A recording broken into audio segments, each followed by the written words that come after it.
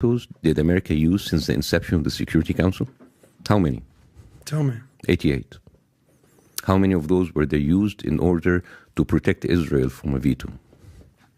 0. 56. Oh. The superpower of the world, over 50 years, used more than 65% of its veto power to protect one country. You cannot compare both. So why do you think that is? Why is Israel so aligned with Israel? I'm sorry, why is U.S. so aligned with Israel over Gaza? I don't know. I mean, there's like a million. Ask yourself. There's a million. Why? So why? I want to know. Tell me. Because they're white like them? Are they allowed to put people? Who's white? Well, I mean, a lot of Americans consider Israel is the white. But you American. know for a fact. I know. Most Israelis are Sephardic and they're brown. It's the perception. So it's bullshit. It's the perception. Exactly. It's a perception. So this is how Israel promotes itself. We are a secular. We are a democratic country. I have never seen a secular or democratic country that would actually give contraception shots to its own citizens, to their Ethiopian Jews, and make them not to reproduce. And until 2013, they have confessed doing that. They have been doing this for 10 years. That is not a democratic country. I have never heard a secular country, a democratic country, that would kidnap little kids from Yemeni Jews in 1950 and then take them away and then tell their parents that they die. And they did that in order to instill Semitic DNA in their population. That's why DNA testing is not allowed in Israel. So are you pro-Islam? Are you anti-Israel or both? I'm not pro anything. I'm pro-humanity, man. So am I. It doesn't matter my religion is. I don't care, actually. And I can give you 100 things I can tell you about Islamic countries that they do wrong. But what happens is right now is that the people who are bombing people every single day, they are not Yemenis, they're not Houthis, they're not Saudis. They're Israelis. For 100 days, they have dropped almost 3 nuclear weapons on an open-air prison, and all because of Hamas. Dude, if ISIS was already there, you have no excuse to kill 30,000 people. You can't say words like nuclear weapons when it's not true, Bassem, and you know that. The equivalent of 3. No, I can't. So now they're dropping nuclear weapons? That's what you're trying to sell me on this one now? I said like they're dropping the equivalent of 3 nuclear weapons. So how many people have died in Gaza? 30,000 people. Okay, according to Hamas. Obviously, UN gets their number from Hamas. So but do you have a number that you trust? No, I don't have any number that I trust, but I'll take your word for it. I don't think that sounds... So how many people... Hundreds of thousands of Muslims have died in the Middle East. How many people in Israel died in October 7th? According to the numbers, 1,200. But according to who? But the numbers are still being counted. According to whom? According to the IDF. Oh, but I don't trust the IDF. Whether you do or you don't, those are the numbers that we're working with. Well, I'm giving you 30,000 people died, and you said you don't trust them. So who do we trust? That's not what I said. I said according to Hamas. Yeah, but so whether I believe the numbers... When you say according to Hamas, it's like it's the undertone that you don't believe the numbers. With all due respect, you're missing my point. 30,000, other than the Hamas fighters, because I will stand to kill these people. I hope 0 civilians die.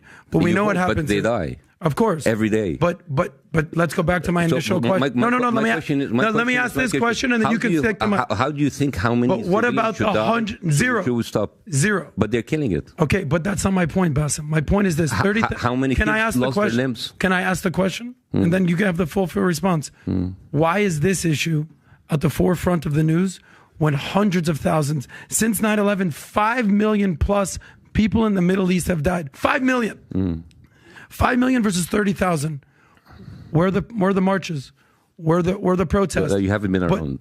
No. You just haven't been around. No, but I also read the newspapers. I see what's going on. Because there has been marches against what's happening in Yemen. There have been massive marches against what happened in Iraq. If you ask the average person, they couldn't tell you that there's a war in Yemen. There is a difference. But if you ask the average American, they know what is exactly going on in Israel. Here's the thing. These mental gymnastics where you want to divert people to other conflicts, these conflicts are proxy wars. These conflicts are civil war. Terrible, horrible.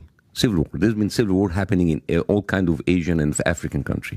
The only difference is that is a foreign country invading another country, like exactly Russia invaded Ukraine, and then everybody is sitting there. All they ask is ceasefire, because one of the people in that conflict is a country that has been financed given money by the U.S., it is considered as part of the free world because they're secular, because they are democratic, and they are committing war crimes every single day under the eyes of the United States, of the UN, and the Security Council. And that is why it is different. Fair enough. So civil wars are totally okay. If it's a civil war, don't look at those are people just doing their thing. Did I ever say that civil war is okay? But you basically equivalized. If a civil war, 5 million people die across the Middle East. Yeah, it is terrible. It's no big deal. Usually the civil war is really supported by like two proxy people, and they're like killing each other, and it's terrible, and they're trying to do it.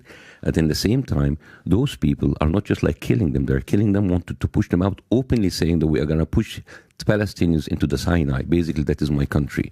All right? The only people shouting for the river to the sea are the Gazans. Well, Palestine will be free. So what does a free Palestine look like? You know what's the difference between regular people in the street shouting from the river and the sea? Mm-hmm. These are regular people that are carrying flags in the street.